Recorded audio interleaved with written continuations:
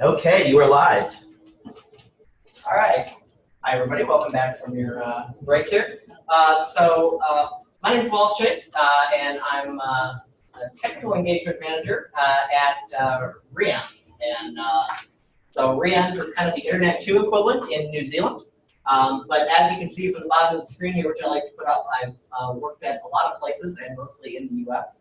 So familiar with that. This is now my third virtual residency that I've been at.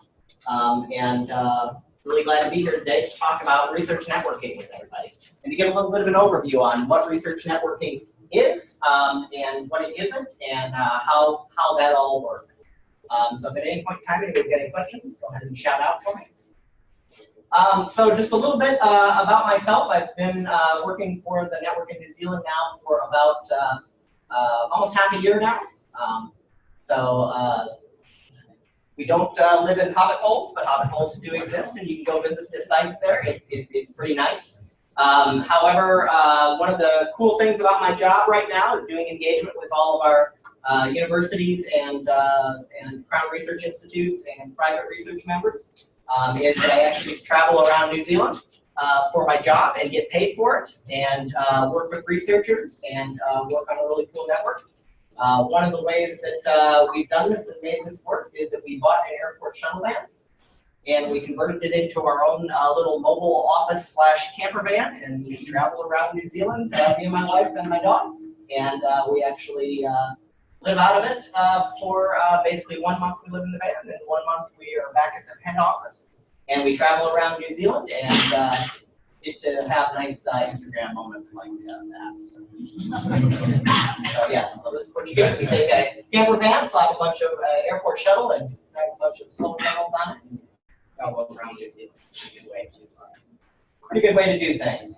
So let's get down to what we're actually talking about here. So what is an RNE network, and why is a network just a network? Specialization and building yourself a picture of a network are some things that we're going to cover here.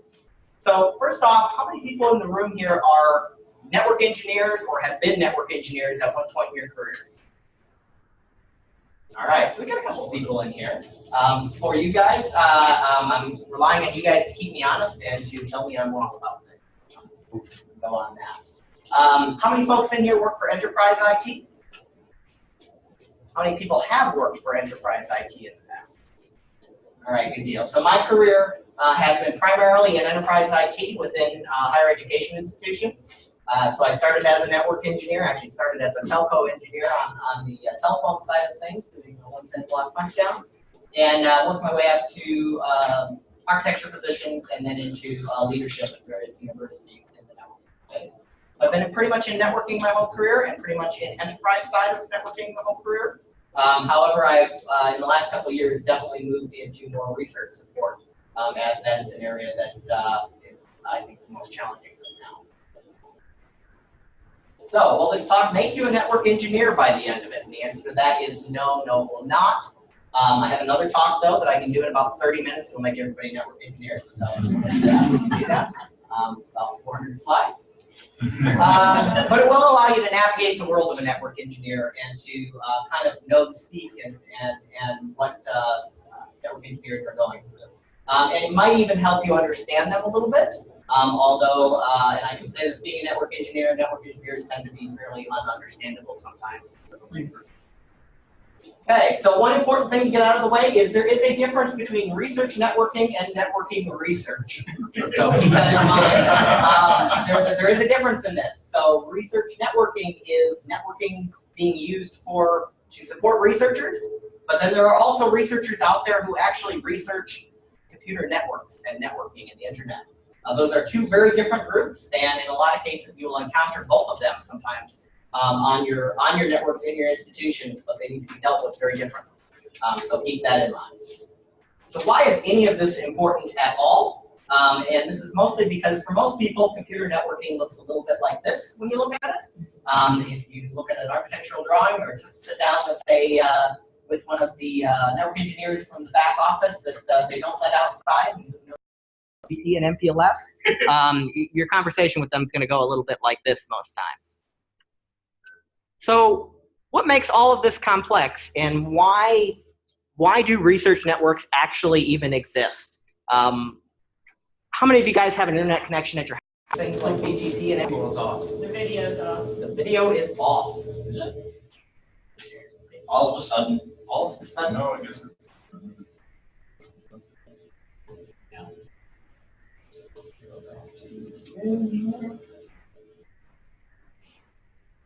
Yeah, it's on. It's all of a sudden. And they said that fixed the audio for a second, but killed the video. So that makes me believe we should find the button that turns off the room audio. Okay. So it's both audio and video back on? Yeah. Then it's back.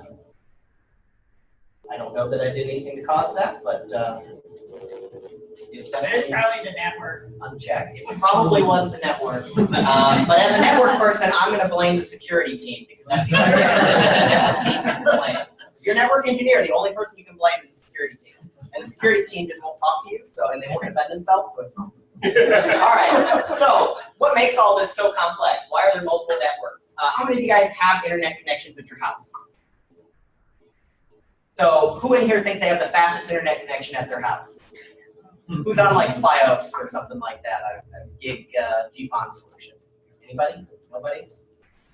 See, there's a place where New Zealand's got your beats. You got the nationwide broadband rollout and all that. So if you've got a connection at your house, you may have a couple hundred meg or gig connection at your house. Why doesn't that work? Well, so there's this thing called a commodity or a commercial network. And I'll use those terms kind of interchangeably. I tend to use commodity network more than commercial network, but they're really the same thing. And a commodity commercial network is basically, there's a lot of similarities to what you have in a research network. We both eat the leaves, but do it in different ways, basically. And if you try to combine the two, you end up with something that is not natural there. So a commodity or commercial network is a lot of these things that you know here. I had to, at the very last second, edit my slides and throw back in a couple of American telcos, because I changed them all to New Zealand telcos, and I realized you guys had no idea what Orcon was. Or how terrible their service is. So these are companies like Verizon, AT&T, Comcast, all of those different things that you get your connection from at home, and that most businesses, quite frankly, get their connection from. These networks are wonderful for certain types of traffic. They work very well for this. For Facebook, for Google, for YouTube, for all these sorts of things. Work typically pretty well, and as long as you don't have to reboot your home router every 3 seconds, it tends to go pretty well. So why is it that commercial networks work so well for this kind of traffic, but not necessarily as well for research traffic? So how many folks in here, I'm going to use a slightly tortured analogy here, how many of you in here have heard of the Pareto principle? Know what it is? Pareto principle. Okay. So it's basically, and here's my way of explaining it. Here is from the Consumer Financial Protection Bureau. These are the customer complaints that they get, and they rate them as to how many customer complaints they get. You get a lot of complaints about this, not so many as you go down. So if you are the Financial Protection Bureau and you have a limited staff to deal with complaints, you're going to deal with these first few here. And you're going to take care of the majority of your problems, okay?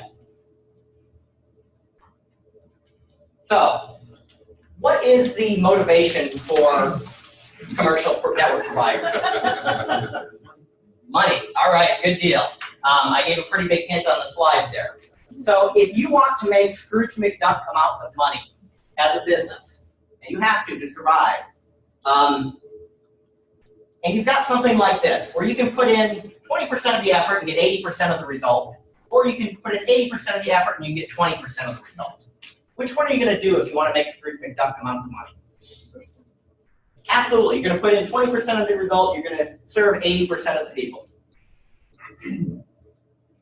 So, I would say that commercial networks put in 20% of the effort, get 80% of the result, whereas R&E networks, like the one I happen to work for, I'll put in 80% of the effort, but only service maybe about 1% of the population. That's for the analogy. So it's break down a little bit, but I still use it. Okay?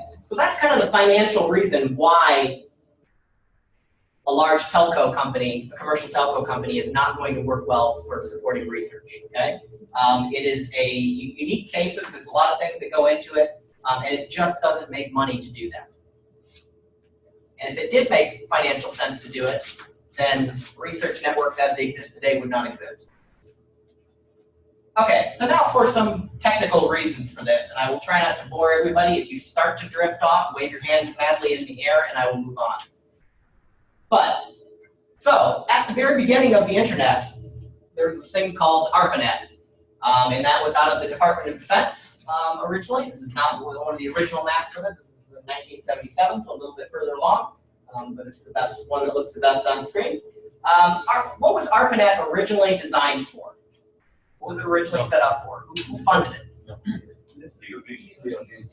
Yep, I did. Yep. Department of Defense. And why did they do that? Yeah, because they wanted a command and control system. They wanted to be able to communicate back and forth between places within the United States and around the world in a reliable, redundant fashion. Okay, so if parts of it got taken out, they could still talk. So I will demonstrate this here. So if you are the Velociraptor and you want to get to the nice steak, there is a simple way to get there. You go in a straight line. However, if all of a sudden you can't get there in that straight line, there are other paths to get to that steak.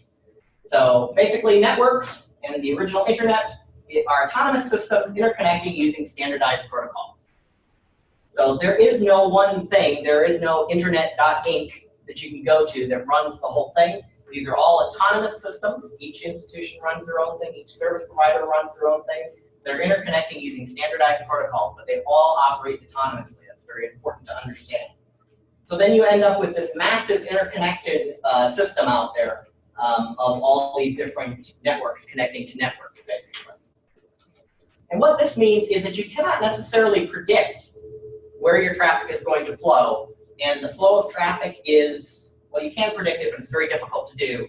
And it can change on a dime.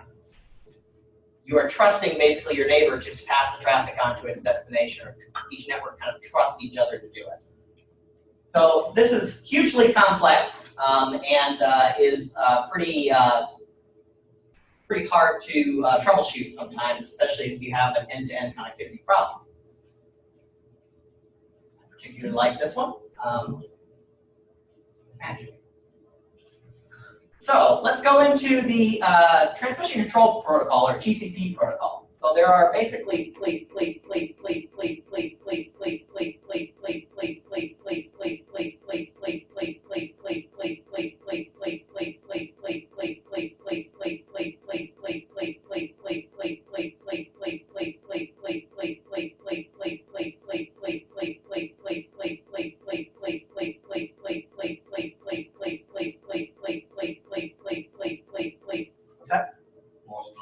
lost audio. Okay, they're hearing creepy chanting on a techno song. Oh, now it's fine. Now it's fine. Okay, good deal. Is anybody playing creepy techno music? Somebody online did it. Okay. That's definitely the security guy. Right. So the security guy is now mad at me. Yeah. So they won't talk to you, but they'll get back to you. Okay. All right. So packet size, buffer size, you can fix that. You can deal with that. Latency is simply how long it takes to get from end to end, and you can do that. You can fix that. Anybody can handle that. Packet loss is a difficult one, and packet loss is difficult because most networks assume packet loss. That's going to happen. So anytime that you've had a video conference or an audio conference and you've had that little bit of stutter or something like that, you're experiencing packet loss. You're experiencing jitter in there. Now, when you're transferring huge amounts of information across the network, especially over long distances, packet loss really starts to matter a lot.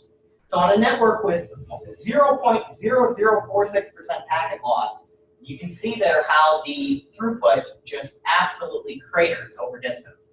And this gets incredibly bad once you actually start to get up to international distance.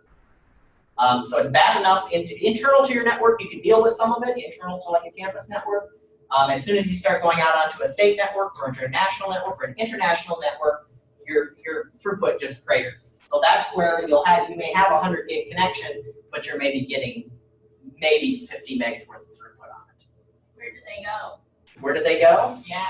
Into Is it like the dryer? into the ether, into the bit bucket, into the magic bit bucket in the sky. It must be pretty big by now. It's got to fill up someday. Yeah.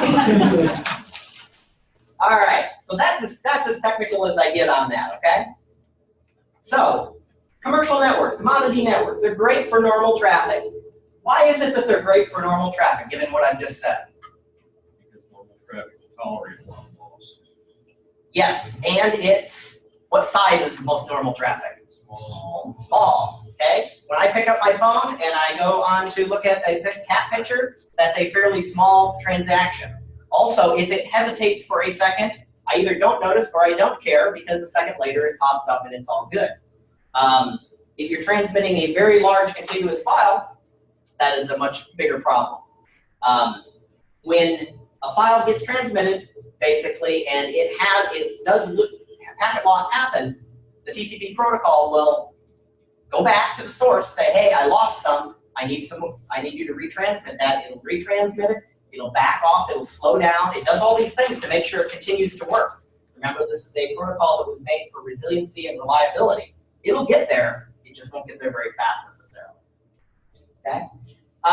So suboptimal routing and peering from point to point. So your traffic may go a very circular route to get from point A to point B. And it's going to do that because what is the biggest concern of commercial carriers? Money. So they're going to get it there the cheapest way they can. That's not always the best or the fastest way. Okay? And the other one there is that I have highlighted is if you have issues, good luck getting help. So imagine yourself as a scientist trying to transmit some information and calling up the Comcast help desk. How many of you guys have called up your local ISP's help desk when you had a problem? How pleasant has that been? Can you imagine explaining your large genomic data set that you're attempting to get to France to that person and having them actually help you? By the time you get to about level 17 on the tech support, you might have somebody who can say SYNAPT. They have accidentally hung up on you long before that. Okay, come on, we all know that's the case. So let's take a smaller network and use that as an example of an issue. So I'm going to use the academic network as an example here for that. So what makes up an academic network? You have all sorts of different things. You have the students out there. You have intellectual property being held on the network. You have payroll and accounting. You have business systems. Okay? You have all these things out there on the network. And an academic network is an interesting conglomeration of all the different types of networks that you may experience out in the world. And of course, you put security around all these things. And the students are breaking out while people are trying to break in, and it's a lot of fun there. So, to use an analogy here, so I'm going to kind of compare this to a prison. So you have the academic network, and there's your WAN, that's your wide area connection to the outside world. You have a firewall surrounding the place. You have intrusion prevention, the security folks sitting there in the watchtower. And then you have bureaucracy. I'm also going to call this the IT department. I can do that because I've been a part of it. Okay, I should have warned you about this a while ago, but I really like using analogies. Some of them are fairly tortured, but anyways, onward. So, data-intensive science and analogy. You have computational research. I'm going to compare it to a velociraptor because I can. Sort of. It mostly works. Okay? So, we're all dealing with researchers. We all deal with that. Some of you are actual researchers in this room, so I need to offer some proof that this is a valid analogy. And to do that, I'm going to use a Venn diagram because that's about my level of expertise there. So, they're both agile. They both move rapidly. They're more effective in groups, so computational researchers and that. That's a collaboration aspect there. They tend to consume all available resources. That's a big one. I also happen to think they're both kind of cool. There's some differences, but we're going to ignore those because they're not important to the. There's more things in the middle than there are on the outside, so we're good. So when data-intensive science meets traditional networks, we're going to call This is the part where I get to stop talking, and you guys just get to watch as the lovely animation skills come through. Remember, this is a computational researcher coming along here. Talking to the help desk.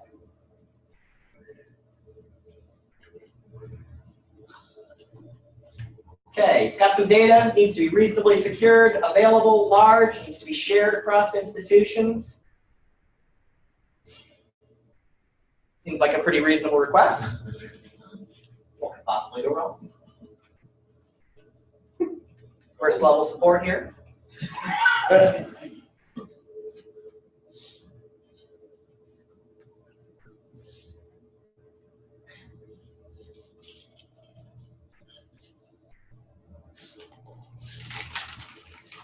Do a talk later this week, a panel about effective communication.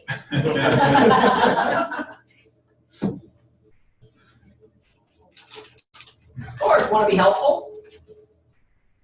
Animation skills coming in.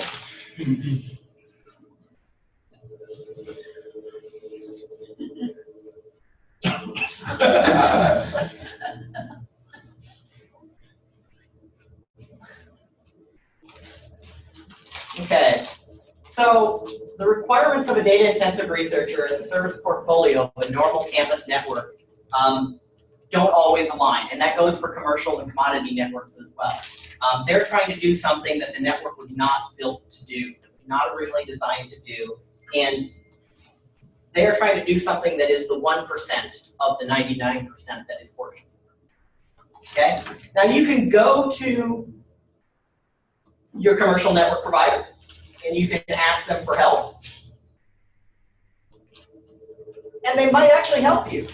But again, what is their motivation? Their motivation is to make some money. They need to make some money off of this. Okay?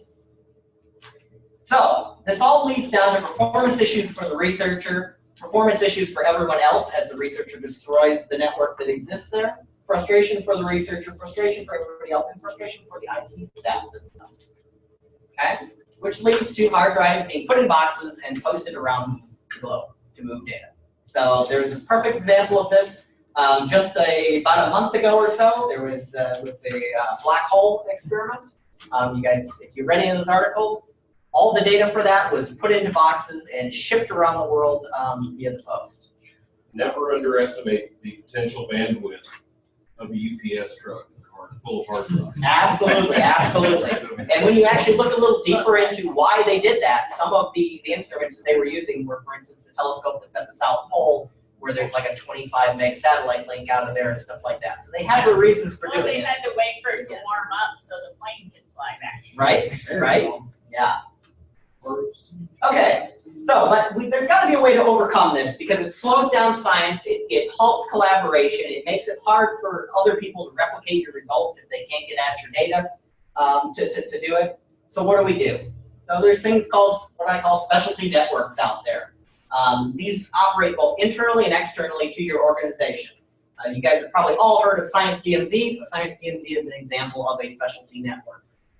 It's not really all that special. It's actually pretty simple, but it is separate from the main network of the university that's serving that 99% of the folks that just want to get to cat pictures and get their payroll. Okay? So there's a lot of different parts to this puzzle. There's Science DMZ, DTN, storage, and then the research and education networks. And research and education networks come in many different flavors. If you talk to somebody in New Zealand, they're going to call everything an NREN, including the state networks. They'll call it NREN because NREN is what they know them as. But here we've got regional optical networks and RNE networks and that. They're all really the same thing. So a data transfer node is simply just a server that its only purpose in life is to take data from storage and put it onto the network and do that as fast as it can. So if you try to you can take a regular computer and you can set it up and you can get it to move data as fast as you can, but by doing that, you've probably broken it for browsing email or doing anything else, because the kind of settings and stuff you have to do on it will break it for normal use, but make it really work for this, and it's very hard to move back and forth. So a DTN is just simply a server that can do that very quickly at speed. A Science DMZ is pretty simply, this is one of our universities, in the red down there, is taking science and putting it out around the rest of the enterprise network. That's really all it is. You still have to have security on it. You do security in different ways than you do for the enterprise network. You do the networking in slightly different ways. You do the connections in different ways. But in reality, it's just another way of getting around there. Now, this can be either logical or physical, I will say. Doesn't have to be a physically separate thing. Okay? That was the question I was fixing. And an RNE network itself is often a physically separate network. So it is this is the one in New Zealand. We run our own optical network up and down the country and overseas. That is, it is a separate network run completely independently from the rest of the national telcos. So, what makes all this work? And for me, it all comes down to relationships. Relationships make the packets flow, as I like to say. So relationships can be very complex. So in a previous life, I was at Clemson University and ran the state network in South Carolina. This is just kind of a relationship diagram of all the different connections, how people connect to different things in South Carolina. South Carolina is not a huge state, but as you can see, it gets pretty complex as to who's connected to what and how they're connected to each other and where they go. So from there, you've got, so let's talk about this for a second. So you've got local networks. You've got all these different institutions, and their local networks are built differently in each case. So one of the great things about network engineering, network architecture, is that there are 8 billion different ways that you can build a network that'll get the same result. The bad thing is there's 8 billion different ways you can build the same network and get the same result. And everyone has gone and done their own thing for the most part. So they're all different, that complicates things. So you have to find out where you live within that local network. From there, you will have a connection to some sort of state or regional network. You'll have a connection to your local, state, or regional network, which will operate an optical network that usually spans the state. Or it could be a commercial commodity provider that you have a connection through. So state networks can be fairly complex and fairly with a lot of connectivity, or they can be like the one in the state of South Carolina, where we basically had just a big triangle through the state. From there, you'll go to an exchange or a POP, a point of presence. This is where you interconnect with other networks. So the state network, then the university will connect to the state network will then go to an interconnection point. Those interconnection points then will connect into national networks, and there are several within the US here. RIANS is thrown in there on all these because when I give this presentation in New Zealand, I like to point out the fact that RIANS does all of these things for the country, and there aren't all these different networks, so it should be simpler in New Zealand than it is in the US. So there are many different networks in the US. So there's Internet 2, kind of the granddaddy of them all, that provides most of the national connectivity. And then there's even some more specialized specialty networks, like the Energy Sciences Network, that the Department of Energy runs. There's N-Wave, that's the NOAA network. And there's actually even a couple others, but those are kind of the big ones that you may have interactions with. And as I said, within New Zealand, wow, that's really washed out on this projector. Within New Zealand, RIANS kind of handles that all.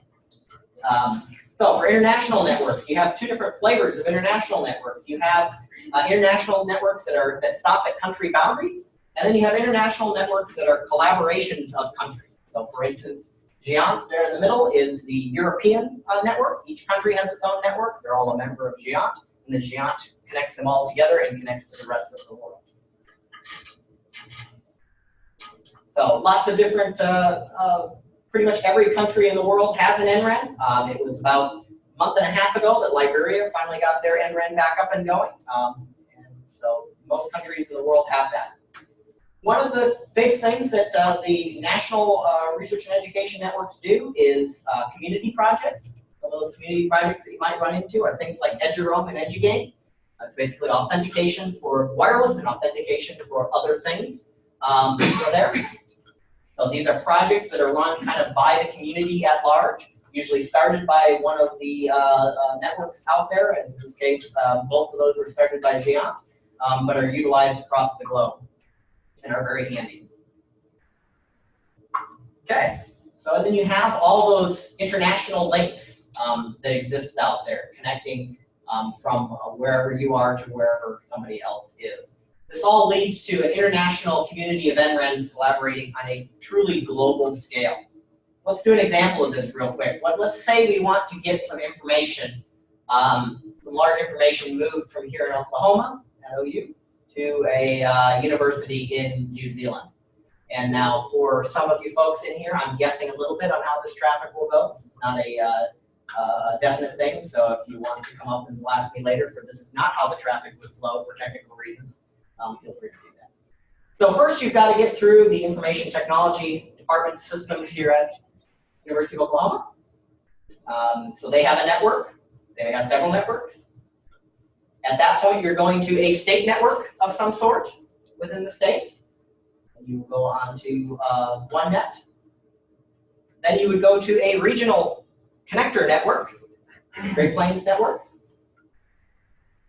At that point, you would hop on to Internet 2. From Internet 2 then, because you're going internationally and you're going to the Pacific region, you're going to go through the Pacific Northwest Gigapop, one of those exchanges. And the Pacific Northwest Gigapop and CNIC, the California network, run a system called Pacific Wave. So the two of them got together and stood up this thing called Pacific Wave, which is an interconnection point for the Pacific region. At that point, you would jump onto RIANS's international connections. If it was about 3-4 months ago, you would have actually jumped onto RNet's, the Australian network's connections, gone to Australia, and then come back to New Zealand, but now we have our own connections. And then you would jump onto the internal network within the country of New Zealand to get down all the way to the South Island, or you would end up at the beautiful University of Otago on the South Island. So, a lot of different things you have to go through. You look at the side over there and all those logos. All of those networks are working together to pass that traffic, and they're all doing it in collaboration with each other. So it does not cost the University of Oklahoma. They do not have to pay RIANS or Pacific Wave or CNIC for the pleasure of doing that. Because of the fact that you are connected to a research network, one of the things that research networks do is freely pass traffic from each other. So if RIANS gets some traffic that's bound for Australia, we will pass it on to Australia, no problem. Doesn't cost anything, we don't charge for that, that sort of thing. We'll also all help each other out. So if that data flow doesn't work, there is somebody at each one of those organizations who will gladly pick up the phone with a high level of skill, and they'll troubleshoot the connection and figure out what's going on. And we rely on that all the time because New Zealand is at the end of a very long piece of string down in the South Pacific. And so any of those problems that don't show themselves on shorter distance transfers definitely show themselves when you're collaborating in New Zealand. So we quite often have to reach out to our peers to figure out where packet loss is happening, where buffer sizes are incorrect, where there might be bad routing or something like that happening, where the traffic's coming in through Singapore and back over to France before it gets to us or something like that. How often do you employ per sonar before you pick up the phone? So we have, within New Zealand, we have 48 perf sonar nodes out there in our international locations. So we do it quite often, and that gives us an idea of where to call first, where the problem might be. Also gives us one of the most handy things that perf sonar gives us, believe it or not, though, is the ability to do reverse trace routes too. Because I can go on to the OU perf sonar node and see which way OU thinks that traffic is taking, where that traffic is going. Those are very handy things. So what does this all mean for me? Well, the requirements of the data-intensive researcher and the service portfolio of a traditional network provider are very different. You're doing different things. And that means that the way they're doing it don't always align. So networks interconnect to make more networks, and networks get exponentially more complex the more networks that are connecting to them. NRENs are at the core of or any research network is at the core of an international community supporting data science. All these networks, all 120 or so research and education networks that exist in the world are all there to help, and there's always somebody who will pick up the phone and help with any sort of data transfer. So research networks are there for your transfers. If you can't get data from point A to point B, or it's slower than you think it should be, there are people there to help at every single one of those institutions. That their sole purpose of existence is to make sure that your data transfer works. So do not feel afraid to reach out to your local network administrator or anybody else in that chain and get that help started, because there are tons of people out there to help you. If your data has to transit it, it's your network. The networks across the globe exist for that reason. So, in the end, that's our goal, to enable you. That's all I've got.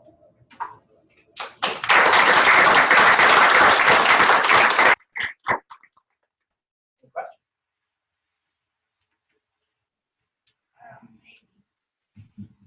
So, I'm still learning all this because of the internet too, but I'm slowly learning all this.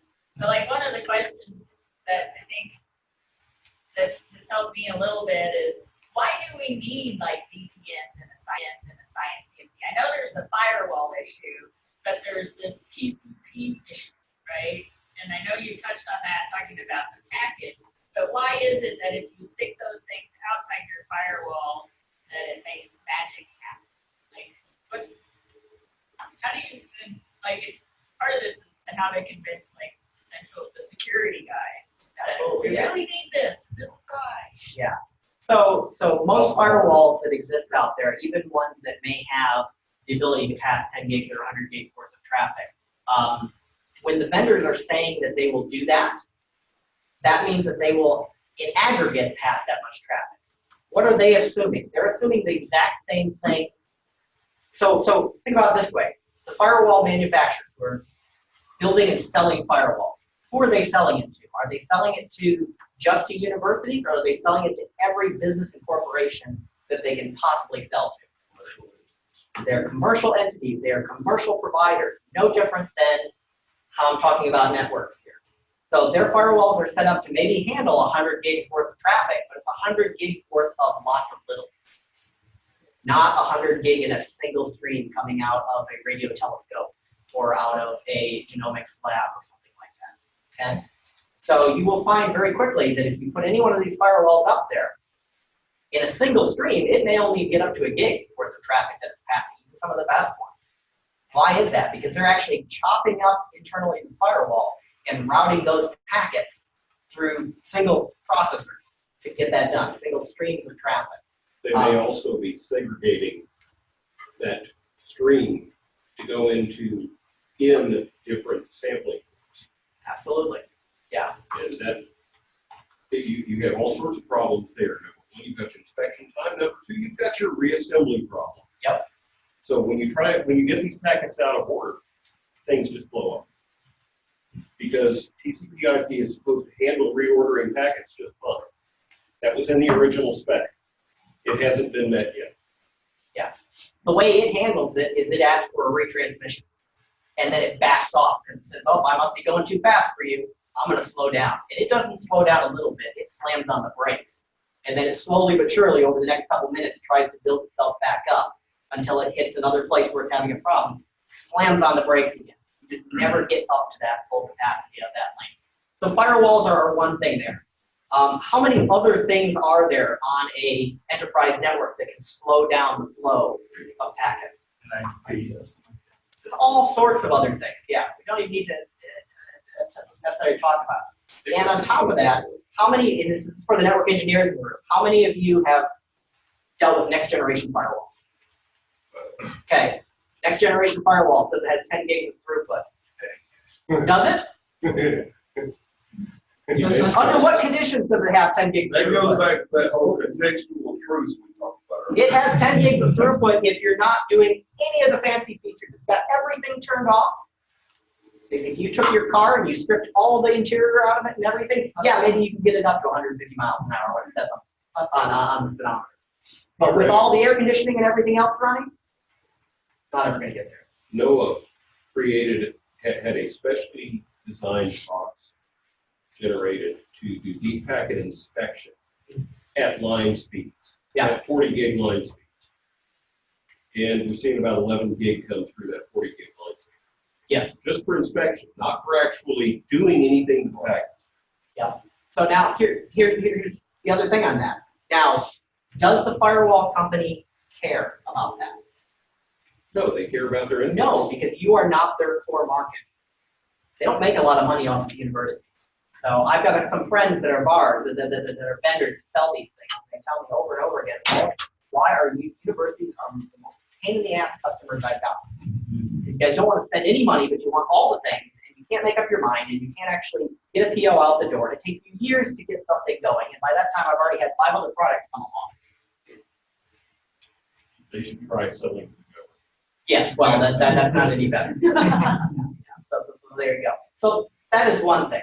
The other thing is really dealing with this end-to-end problem. And science DMZs have really come a long way since they were originally out there. A lot of people who got the original round of funding, who originally did science DMZs, tried to put that science DMZ all the way down to the desktop of the researcher. And very quickly you find out that unless you've got a ton of money, that's just not possible. And it doesn't make any sense to take and put 10 gig to the desktop, in my opinion, across your entire university when only 1 or 2 people are probably actually going to use that. Now, one thing that's come along that's helped networkers out a whole lot in the last couple of years is that because storage requirements have ballooned up so much, that's forced a lot of researchers into data centers. It's forced them into centralized locations to do their storage, to do their processing, to do their compute. Things are getting better now where there's not as many rogue clusters out there. They start to tend to be more consolidated. Things like the HPC clusters that are shared amongst their users and that sort of thing are becoming very popular. Those things have really helped out the networking community because dealing with stuff scattered out all over the place is just too big, too expensive of a problem to deal with, quite frankly, for most institutions. You say something about packet shapers and They suck. And if you got one, you should get rid of it. And I say that as an enterprise person and as a research person. If you're a research person, you got it there, you're screwed. If you're an enterprise person, well, you shouldn't have it there either. It's causing problems. Because they don't fail normally, they fail funky, is why I say it. They don't tell you they're failing. They're just, you can't tell when they fail because Yeah, you they're can't. still performing in the same manner. absolutely, and they say everything's fine. What's a package shaper? The packet shaper. So a packet shaper is a device basically that's trying to analyze what's going across the network and make decisions based on that and prioritize things. So for instance, in the early days of the internet when at universities where bandwidth was very expensive and students wanted to download all the things from Napster and Kazaa ever, you could actually say anything that's being torrented or downloaded, you can squeeze that down into a tiny little pipe or kill it completely. But think of what that device is having to do to make those decisions. Think of the speeds these networks are running at. They're trying to analyze all this stuff and not only just make a decision on where to send it like a router does or a switch, but you're also having to figure out what it is and then apply a rule to it and then do something. And these they're terrible.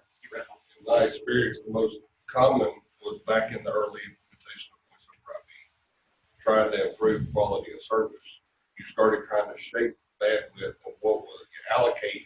Like phones could have a certain percentage of bandwidth; they were guaranteed a certain percentage of bandwidth. Whereas, like regular standard Wi-Fi or data was only allowed so much in order to protect that percentage that was guaranteed for quality. To try to reduce jitter and all of the factors that packet loss that influence voice over IP and drop calls and things like that. And So bandwidth- it was conceptually it was a good idea, but like you said, it's Anything. It had its time and its place. But bandwidth now is so cheap that you really got to take a look at how much you're spending on that packet shaper box, how much you're spending to troubleshoot it, and operate it, to run it, to maintain it, and all that. Just go out and buy another 10 gig pipe. There's a Zoom, maybe Zoom question for Wallace. Is there any benefit security that firewalls provide compared to routers without ACL or data transfer nodes? A lot of people are asking for answering. For something. data transfer nodes in particular? That's how the question was phrased. Sure.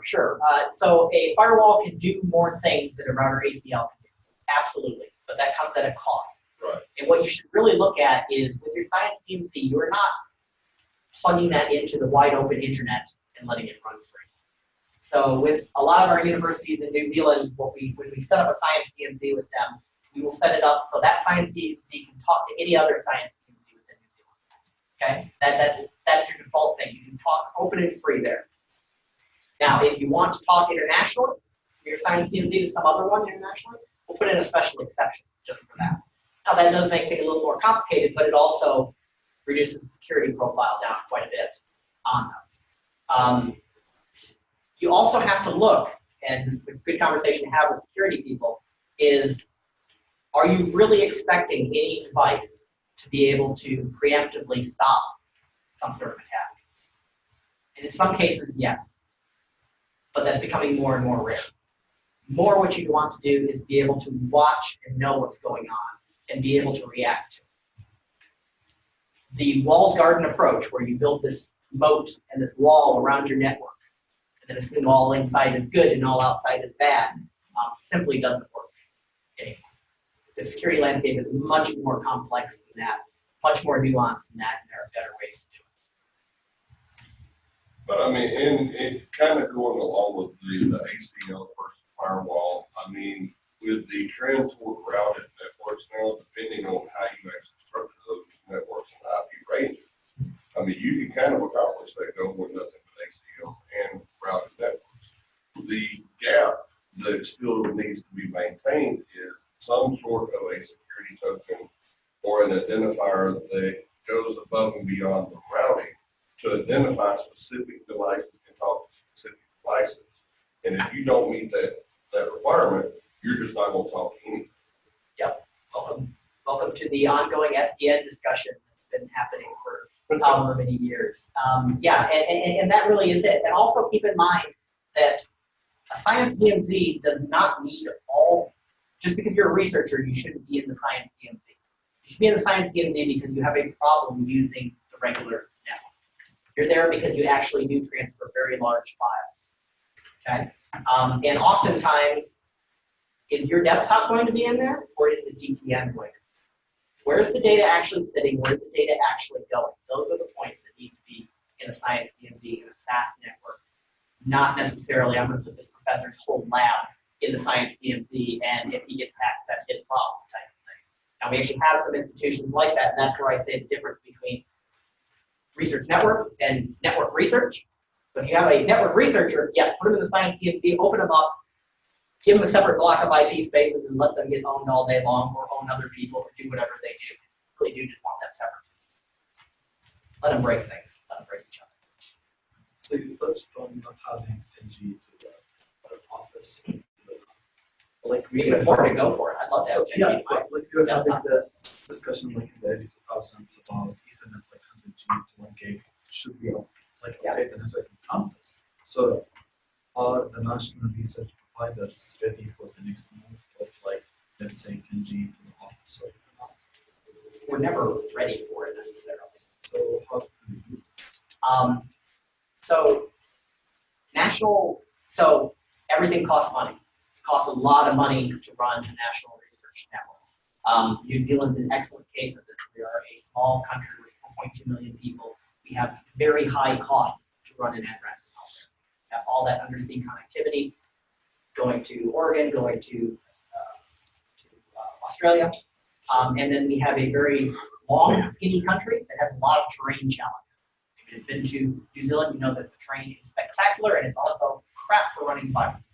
Okay? And the density of people is not very great within the country. Okay? So you don't have a lot of commercial carriers who are running just massive amounts of fiber. So it all comes down to money. Now, there are a lot of work being done within NRENs to figure out what's the next generation optical platforms.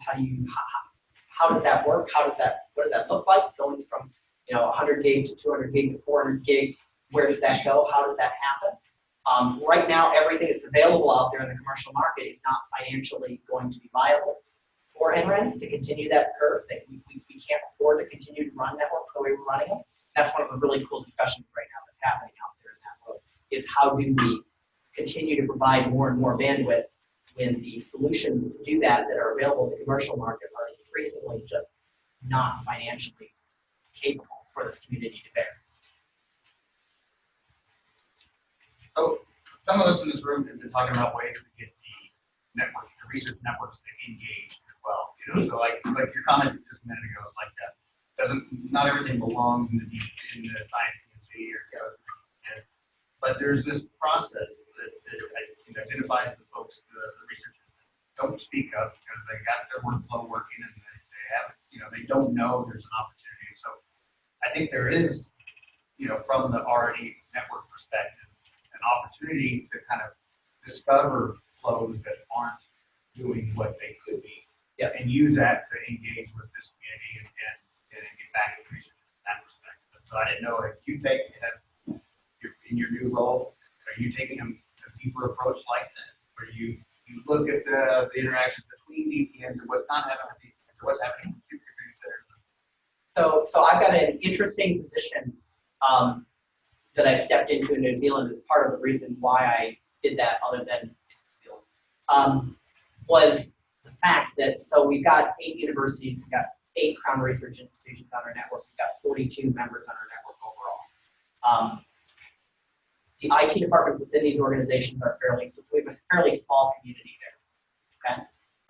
And up to that point, there hasn't been any community within New Zealand to all get together to do this. But I think that there's a very good opportunity to do that there because we are small. That is also an advantage. In order for any university to be successful in actually supporting their researchers, you need the network engineers in the IT department, local IT department on board. You need who's ever doing the computing on board. You need who's ever doing the storage on board. And you need who's ever providing the interconnectivity all on board to make that happen and to work together for that. So that's the community I'm trying to build pretty much from the ground up within New Zealand to get all these folks to talk to each other and to come together into a community within there. And that's something that I know is happening in the US as well, just at a much larger scale of actually building that community out. And that's why having folks like you here in this class having these discussions is great. Because you don't have to know how the supercomputing stuff works necessarily at a low level, but you need to know it exists, and you need to know how things happen. You need to know the people. You need to make those relationships.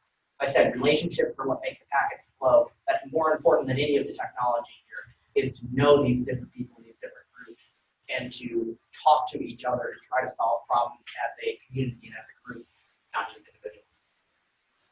Because we as IT people love to try to figure things out individually. I like to ask for help.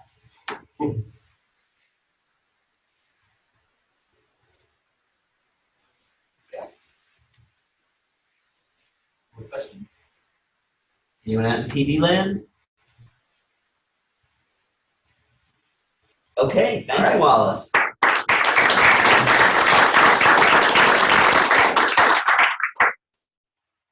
right.